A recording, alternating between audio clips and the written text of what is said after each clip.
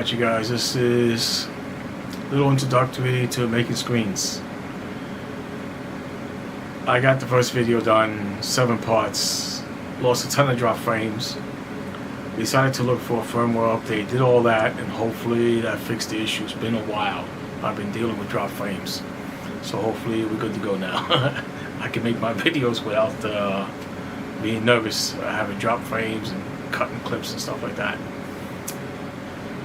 I know some people would say, well, it's just a screen, Vic, what's the big deal? And not all the time we make screens, a lot of times we make it from a kit.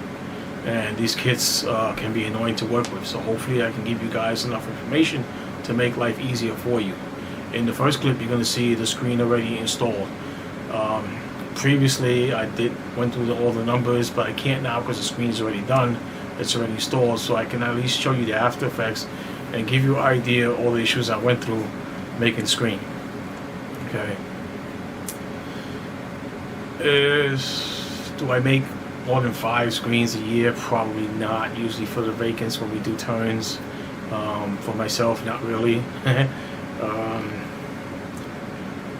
Do you have a project where you need to make 1 or 2 screens? Do you make screens for a whole house? Hopefully this helps all those people from the 2 screens to 50 screens to in between.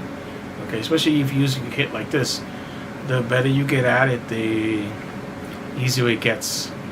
One of the biggest difficulties I see is when you're cutting the screen material and you're using the roller blade to put the vinyl bead in to tighten the screen, is you make it a little too taut and it starts to look like a bit of an hourglass almost. So you got to try to watch that. Try to be cautious with that. Can you use a jig that might help? Yeah, I think it's a good idea.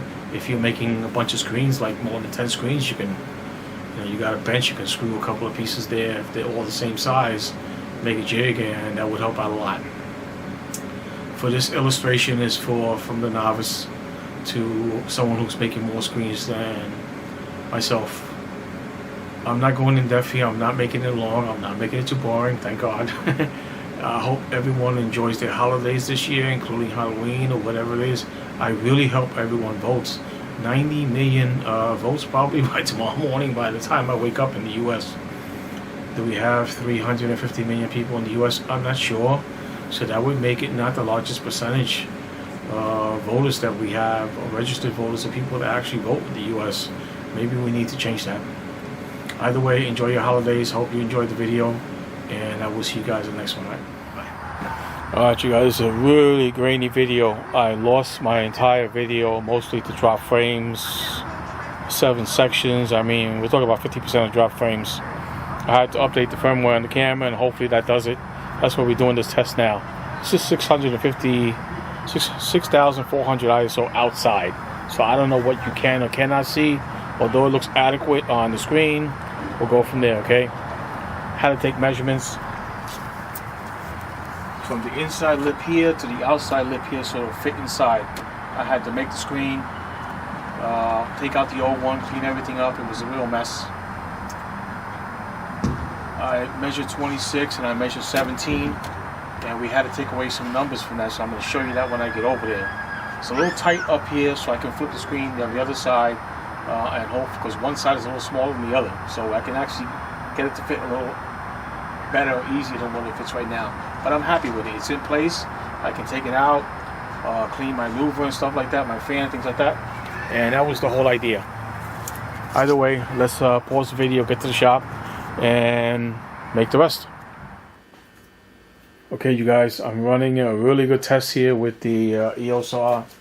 Had all kinds of issues with drop frames for years. I had to buy replacement cards. They worked for a short spell, start all over again, go nuts. I just upgraded the firmware to 1.7 and things are looking good on my initial test, but it doesn't mean anything. This is going to be a real test right now. I actually made a video for you guys on that screen I showed you in part 1, and I went through the whole process. I mean, I don't know how long it took me, 20 plus minutes, could have even been longer, and I went through the whole process. I'm not going to do it again, but I'm going to give you the best description I can. Okay,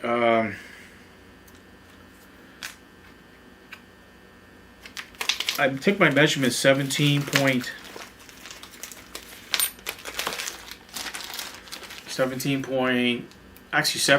inches and 26 inches. And because of these spaces here, it's 3/4 inch and one goes on each side. Both top and bottom I have to take away 1.5 inches. So that would be 15.5 inches, and that would also be 24.5 inches I'd have to cut. These guys here, which I already cut.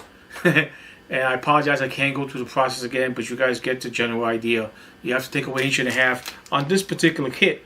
A lot of them are going to be very similar, so please don't forget to measure these spaces and take away that distance, because if you don't, you're going to say I got the correct measurements, but it's just too big, it doesn't fit in place.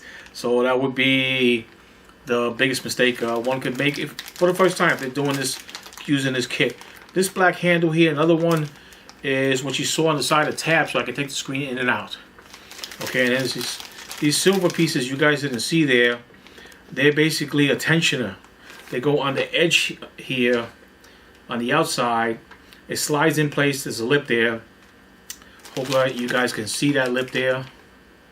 Okay, I hope so.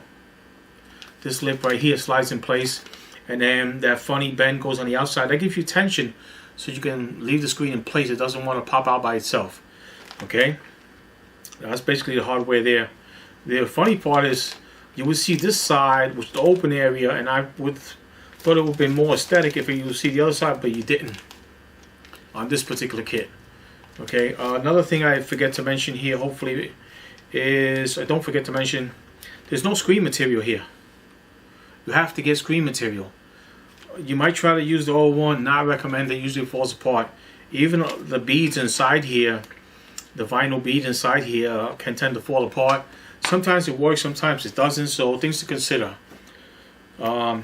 Measure your opening. I went from inside one lip to the outside, so I have space to slide the screen in there. As you saw, it was already in place. It was a little tight fit on one area because it wasn't exactly square. One side might have been 1/16 to 1/8 of an inch off, and that was enough to throw the screen off where I had a hard time getting in and out, but they're flexible enough to get in and out. I didn't really have to force it, I just had to fight it a little bit.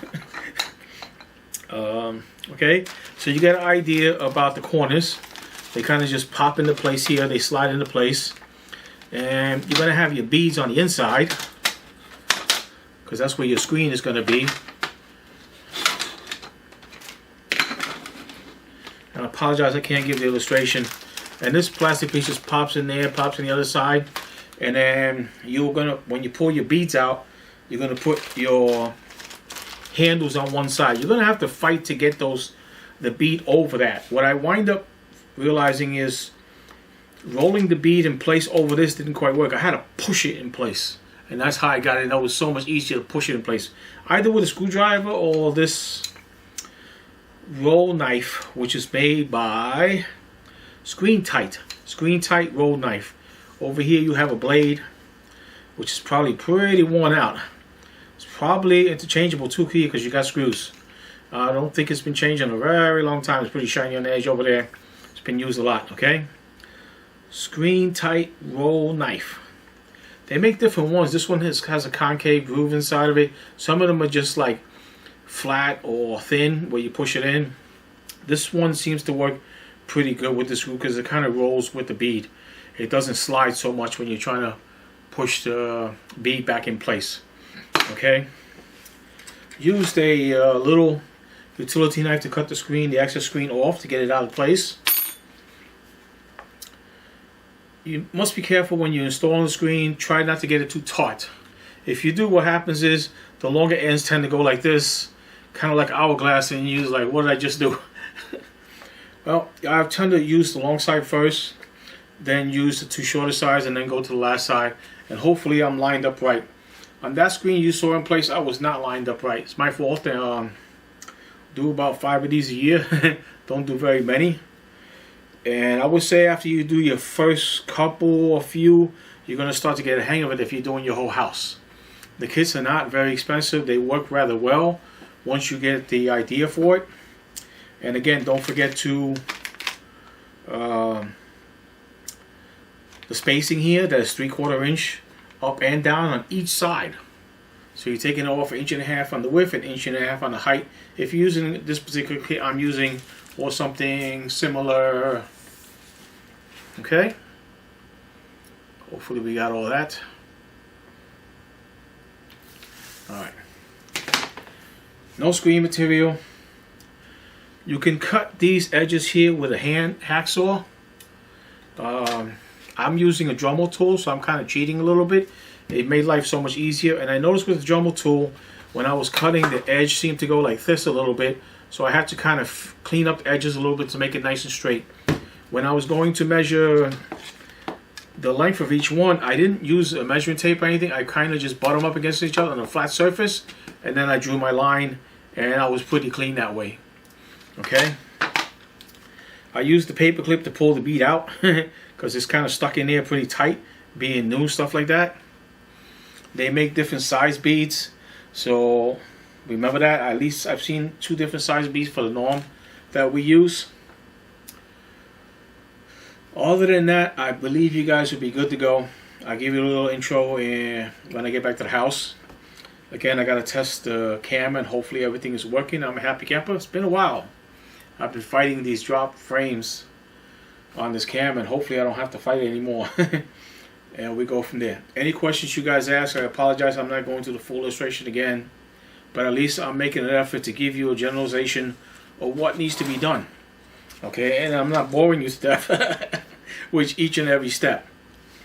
Okay, measuring your width, taking away the distance of the spaces, measuring your height, same thing, taking the distance away from the spaces, putting on your spring tensioners before you pop in your spaces, and putting on your handles on one side so you can make it easy to get on and off. The opposite side of the spring tensioner. Again, the bead's going to be very difficult to get over those handles, so instead of rolling it on, you're going to have to push it in, either with a screwdriver or the tool. I was able to push it in with the tool. I did not have to go crazy, but when I was trying to roll it on, I was fighting it wasn't going. Okay. Any questions you guys ask? Happy Halloween 2020. Hope you guys are voting this year. I voted very early. I'm seeing there's a crazy turnout. Probably about 90 million people right now in the U.S. have already voted, and it's not even election day yet, so I'm very happy to see that. Looks like people want their voice heard, which is important. Hope you guys enjoyed the video. Any questions, just ask. Enjoy your holiday. The rest of the year 2020, we got several coming up. And again, I hope you enjoy it, and I'll see you guys on the next one. Bye.